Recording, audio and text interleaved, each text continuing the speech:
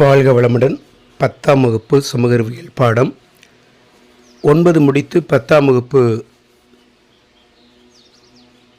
படிக்க இருக்கக்கூடிய மாணவர்கள் வீட்டிலிருந்தே ஒரு மதிப்பெண் வினாக்களை விடைகளோடு நீங்கள் உங்களுடைய நோட்டில் எழுதி படிக்கலாம். ஸோ அதன் அடிப்படையில் அந்த பதிவு கண்டினியூவாக பாருங்கள். தினமும் 5 ஒரு மதிப்பெண் வினாவிடைகள் 10ஆம் வகுப்பு சமூக அறிவியல் பாடத்திலிருந்து. பருத்தி விளைவதற்கு ஏற்ற மண் இது கரிசல் மண். பருத்தி விளைவதற்கு ஏற்ற மண் கரிசல் மண்.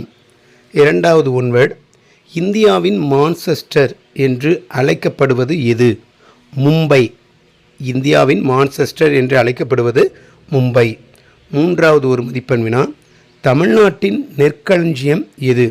தமிழ்நாட்டின் நெற்களஞ்சியம் எது? இதற்கான பதில் தஞ்சாவூர்.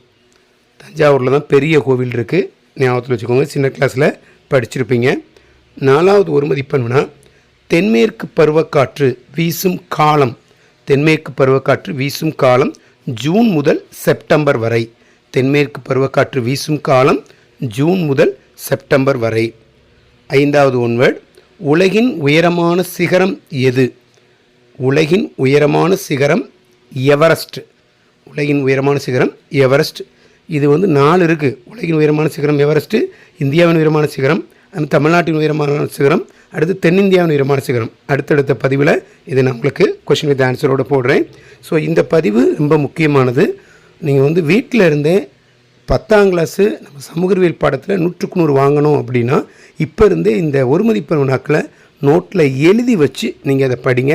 கண்டிப்பாக உங்களாலையும் 10ஆம் வகுப்பு சமூக அறிவியல் பாடம் அரசு பொதுத் தேர்வில் 100க்கு 100 மதிப்பெண்களை வாங்கலாம்.